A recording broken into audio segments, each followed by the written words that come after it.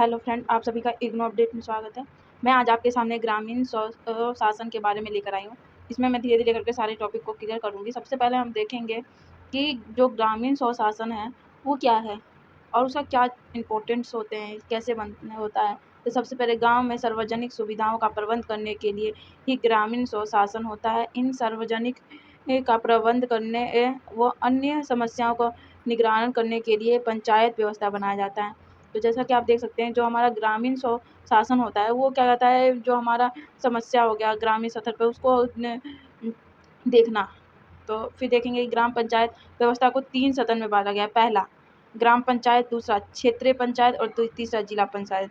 तो आम इसमें धीरे धीरे करके सबको डिफाइन करते हैं। सबसे पहले देखेंगे कि ग्राम पंचायत होता क्या है और उसके क्या कहता है, क्या क्या मतलब ग्राम पंचायत के लिए होना चाहिए। तो ग्राम पंचायत समिति का सदस्य होने के लिए व्यक्ति को उस गांव का निवासी तथा शासन का तथा भारत का नागरिक होना आवश्यक है। मतलब जो ग्राम पंचायत बनना चाहता है वो कम से कम क्या कहता है, वो व्यक्ति वो गांव का होना चाहिए और भारत नागरिक होना चाहिए। और दूसरा, उसकी उम्र कम से कम 21 वर्ष होना चाहिए। और जो भी ग्राम पंचायत में भाग लेगा उसका कम से कम उसका उम्र 21 वर्ष होना चाहिए। तीसरा पॉइंट हम देखेंगे कि वो पागल और दिवालिया ना हो, मतलब उसका जो मानसिक वो ठीक हो। और चौथा देखेंगे कि क्या कहता है, चौथा हम देखेंगे कि वो किसी न्यायालय द्वारा कोई भी सजा ना पाया हो, मतलब उसके ऊपर कोई भी सरकार मतलब सजा ना हुआ हो, तो वही व्यक्ति ग्राम पंचायत में पार्टिसिपेट कर सकता है और सदस्य बन सकता है।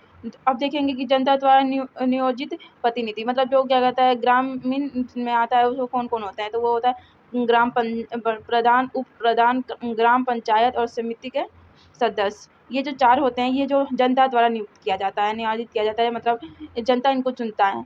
और जो सरकार के द्वारा नियुक्त कर्मचारी होते हैं, जो सरकार भेजता है, वो होता है ग्राम पंचायत अधिकारी।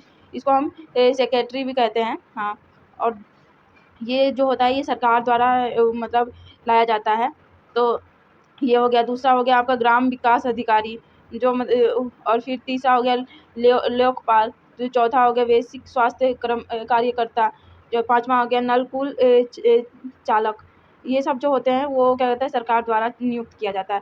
या प्रधान अध्यापक हो गया, शिक्षक हो गया, ये सब जो होता है सरकार मतलब इसको मतलब सेलेक्ट करके भेजते हैं। तो ये सब था कि मतलब किस तरह से ग्राम पंचायत में लोग होते हैं, क्या होता है ये। अब हम इसको मतलब देखेंगे कि क्या कहते हैं इनका कार्य क्या होता है। तो सबसे पहले फर्स्ट पॉइंट में अगर हम देखें तो जो हमारा ग्राम पंचायत का कार्य होता है, ग्राम पंचायत यह देखता है कि गांव की जनता प्राथमिक स्वास्थ्य केंद्र के द्वारा स्वास्थ्य की सुविधा प्राप्त कर रहे हैं या नहीं। यह बच्चों की शिक्षा के लिए विद्यालय की निगरानी करता है। मतलब वो मतलब देखता है कि मतलब ग्रामीण स्तर पे स्वास्थ्य की सुविधा मतलब सभी नागरिक को मिल रहा है, जनता को मिल रहा है या नहीं। और वो बच्चा जो होते हैं उनको शिक्षा विद्यालय में मिल रहा है या नहीं। दूसरा पॉइंट देखेंगे गांव की गलियों तथा गलियों के खन्ना बिछाने, सड़क बनाने, पानी की निगरानी के लिए नाली बनाना और बिजली पानी आदि का व्यवस्था तथा जन्म और मृत्यु का बावरा तैयार करने की जिम्मेदारी भी ग्राम पंचायत को ही होता है। मतलब इसमें देख सकते हैं कि जो सड़क मतलब गाँव में जितने भी मतलब प्रॉब्लम है उसका सल्यूशन करना ही ग्राम पंचायत का कार्य होता है। जैसे कि बिजली, पानी, सड़क, शिक्षा व्यवस्था, ये सब के बारे में। और फिर तीसरा देखेंगे गांव की सार्वजनिक संपत्ति रख रखाव और इसके खरीदे तथा नीलामी कार्य भी ग्राम पंचायत द्वारा ही होता है। पंचायत अपनी आमदनी तथा खर्च के हिसाब किताब को रखता है तथा वर्ष में 2 बार ग्राम पंचायत का बैठक होता है। तो सबसे पहले हम देखेंगे कि जो हम गांव की जो संपत्ति होता है, मान लीजिए कि उसका क्या कहता है कोई गांव में किसी का खेत नीलामी हो रहा है या फिर कोई भी प्रॉपर्टी है जो सरकार द्वारा उसको क्या कहते हैं नीलामी किया जाता है। या फिर ग्राम पंचायत मतलब जितने भी मतलब सड़क बनाए तो उसमें कितना खर्च हुआ, बिजली, ये सब का हिसाब किताब रखता है। और इसकी जो तथा इसका जो भी मतलब हिसाब किताब होता है वो ग्राम पंचायत रखता है। और फिर दूसरा देखा जाए तो ये वर्ष में 2 बार ग्राम पंचायत की बैठक, तो जो ग्राम पंचायत की बैठक होती है वो वर्ष में 2 बार ही होती है। तो इसका जो ग्राम पंचायत के जो ग्राम पंचायत का जो बैठक होता है 2 बार होता है, उसमें सभी मतलब ब्यौरा देना होता है कि कितना खर्च हुआ, क्या हुआ, ये सब बताया जाता है। तो आप ये देख लिए। अब इसका कुछ अन्य महत्वपूर्ण बिंदु को हम इस पे ध्यान देंगे। तो सबसे पहले हम देखेंगे फर्स्ट पॉइंट हमारा है कि जो हमारा ग्राम पंचायत होता है वो कितने सदस्य के ऊपर बनता है।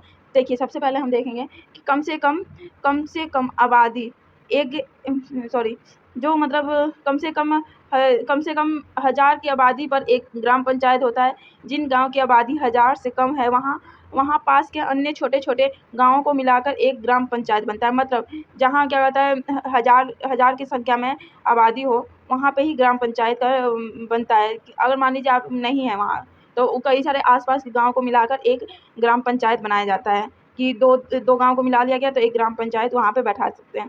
पंचायत समिति के सदस्य की संख्या 9 से 15 हो सकता है, इससे ज़्यादा नहीं हो सकता। और ग्राम प्रधान ग्राम शिक्षा समिति के अध्यक्ष होते हैं। निःशुल्क पाठ्य पुस्तक वितरण और विद्यालय में दोपहर का भोजन मिड डे मील की व्यवस्था उनकी देखरेख में होती है। जो ग्राम प्रधान होते हैं, वो क्या कहते हैं, शिक्षा समिति के भी अध्यक्ष होते हैं और उनका जो कार्य होता है वो क्या कहते हैं, बच्चों को पुस्तक या विद्यालय में दोपहर का मिड डे मील की भी जो देखभाल होता है वो इन्हीं के द्वारा किया जाता है। कि इनका ही कार्य होता है कि ये मिड डे मील और बच्चे को फ्री में क्या कहता है पुस्तक ये सब का सुविधा कराने का देखरेख ग्राम प्रधान को ही होता है। और ग्राम पंचायत अधिकारी ग्राम पंचायत का सचिव होता है। जो ग्राम पंचायत है उसका अधिकारी ग्राम पंचायत का सचिव होता है। उसे सेक्रेटरी भी कहा जाता है, जैसा कि हमने ऊपर पढ़ा था। वो जनता द्वारा चुना नहीं जाता बल्कि सरकार द्वारा नियुक्त किया जाता है। जो सचिव होता है वो क्या कहता है, वो पंचायत का अधिकारी जो ग्राम पंचायत का सचिव होता है वो की क्या कहता है, वो सरकार द्वारा ही नियुक्त किया जाता है। तो ये हमारा था ग्रामीण स्वशासन का बारे में। हम कल इसमें आज ग्राम पंचायत के बारे में पढ़े। कल हम इसमें क्षेत्र पंचायत और जिला पंचायत के बारे में पढ़ेंगे।